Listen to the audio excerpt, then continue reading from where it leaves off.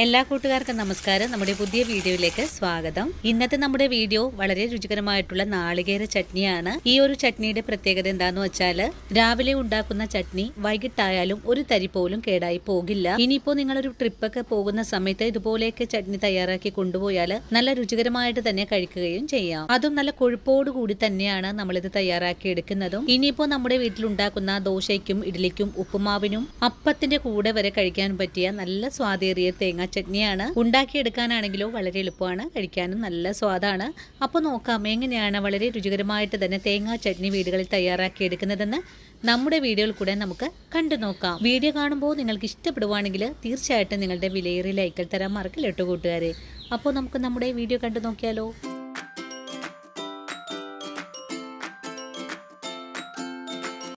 ഇനി നമുക്ക് തേങ്ങാ ചട്നി തയ്യാറാക്കാൻ തുടങ്ങാം. ഇതിനായിട്ട് ഞാനിവിടെ 2 കൈപ്പിടിയോളമാണ് നാളികേരം തിരുമ്മി എടുത്തിട്ടുള്ളത്. 5 പേർക്ക് സെർവ് ചെയ്യാൻ പറ്റുന്ന ഒരളവാണിത്. കൂടെ തന്നെ എരിവിന് ആവശ്യമായ പച്ചമുളക്, 1 പിടി കറിവേപ്പില, ഒരു ചെറിയ കഷ്ണം ഇഞ്ചി, 15 കൊച്ചുള്ളിയും ആവശ്യത്തിനുള്ള കല്ലുപ്പും 1 ടേബിൾ സ്പൂൺ അളവിലെ പൊട്ടുകടല കൂടി എടുത്തു വെച്ചിട്ടുണ്ട്. ഇനി നമുക്കിതിലേക്ക് ഒരു പ്രത്യേക ഇൻഗ്രീഡിയന്റ് കൂടി ചേർക്കണം.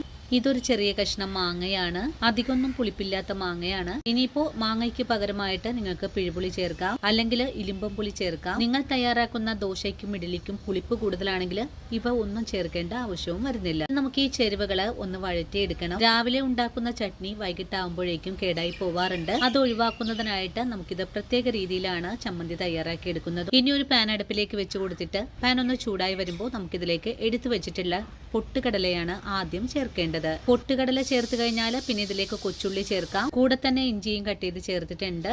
ഇതിന്റെ കൂടെ തന്നെ പച്ചമുളകും മാങ്ങ കഷ്ണവും ഒന്ന് ചെറുതായി കട്ട് ചെയ്തൊന്ന് ചേർക്കാം. ഇനി ഫ്ലെയിം കൂട്ടി വെച്ച് കൊടുത്തതിന് ശേഷം നല്ല പോലെ ഒന്ന് വഴറ്റിയെടുക്കാം. 1 മിനിറ്റ് നേരം വഴറ്റി കഴിഞ്ഞാൽ പിന്നെ നമുക്ക് ഇതിലേക്ക് തിരുമിയ നാളികേരം കൂടി ചേർത്തിട്ട് വേണം ഒന്ന് വഴറ്റിയെടുക്കാനായിട്ടും. നാളികേരത്തിലെ വെള്ളമയൊക്കെ ഒന്ന് വറ്റി കിട്ടണം, അതുവരെയാണ് നമുക്ക് വഴറ്റിയെടുക്കേണ്ടത്. വഴറ്റിയെടുക്കുന്ന സമയത്ത് ഇതിലേക്ക് എണ്ണയൊന്നും ചേർക്കേണ്ട ആവശ്യമൊന്നും തന്നെ ഇല്ല. ഇനിയിപ്പോ ട്രിപ്പൊക്കെ പോകുന്ന സമയത്ത് ഇതുപോലെ ചട്നി ഉണ്ടാക്കി കൊണ്ടുപോവുകയാണെങ്കിൽ ചട്നി ഒരു തരി പോലും കേടായി പോകില്ല.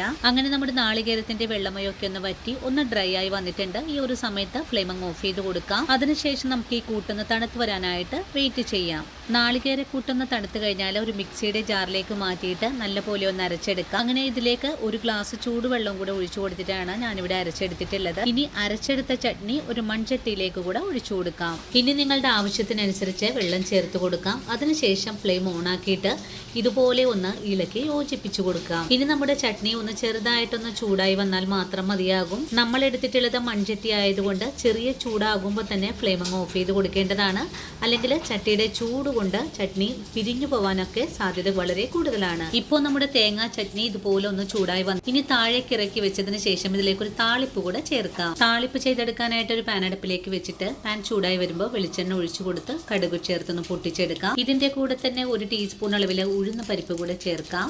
വറവൊക്കെ നന്നായിട്ട് മൂത്ത് കഴിഞ്ഞാൽ പിന്നെ നമുക്കിതിലേക്ക് വറ്റൽ മുളക് ചേർക്കണം. കൂടെ തന്നെ കുറച്ച് കറിവേപ്പിലയും കൂടെ ചേർക്കാം. താളിപ്പ് നന്നായിട്ട് മുരിഞ്ഞു കഴിഞ്ഞാൽ ഫ്ലെയിം അങ്ങ് ഓഫ് ചെയ്ത് കൊടുക്കാം. ഇനി ചൂടാക്കി വെച്ചിരിക്കുന്ന ചട്നിയിലേക്ക് ചേർത്തിട്ട് പെട്ടെന്ന് തന്നെ മൂടിയും കൂടെ വെച്ചു കൊടുക്കാം.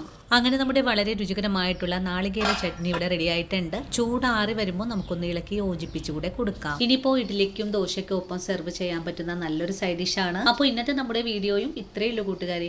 ഈ ഒരു വീഡിയോയും കണ്ടിട്ട് എന്റെ കൂട്ടുകാരൊന്ന് ട്രൈ ചെയ്ത് നോക്കണം. ട്രൈ ചെയ്ത് നോക്കുമ്പോൾ ഈ ഒരു ചട്നിയുടെ സ്വാദ് നിങ്ങൾക്ക് ഇഷ്ടപ്പെടുവാണെങ്കിൽ നമ്മുടെ പേജ് ഒന്ന് ഫോളോ ചെയ്യാനും, വീഡിയോ കണ്ട് വീട്ടിൽ ട്രൈ ചെയ്ത് നോക്കുമ്പോൾ ഈ ഒരു റെസിപ്പിയുടെ സ്വാദ് ഇഷ്ടപ്പെടുവാണെങ്കിൽ നിങ്ങൾക്ക് ഇന്ന് കിട്ടിയ ഈ ഒരു അറിവ് നിങ്ങളുടെ കൂട്ടുകാരിലേക്ക് ഒന്ന് ഷെയർ ചെയ്ത് കൊടുക്കാനും മറക്കല്ലേ. ഇനിയും ഇതുപോലുള്ള നല്ല നല്ല റെസിപ്പികളൊക്കെ ആയിട്ട് ഞാൻ നാളെ ഓടിയെത്താം. അതുവരെയും വീഡിയോ കണ്ട് സപ്പോർട്ട് ചെയ്ത എൻ്റെ എല്ലാ കൂട്ടുകാരോടും ഒത്തിരി നന്ദി സ്നേഹമൊക്കെ അറിയിച്ചുകൊണ്ട് നാളെ രാവിലെ ഓടിയെത്താം. അതുവരെയും സ്നേഹത്തിന്റെ ഭാഷയിൽ വീണ്ടും കാണാം.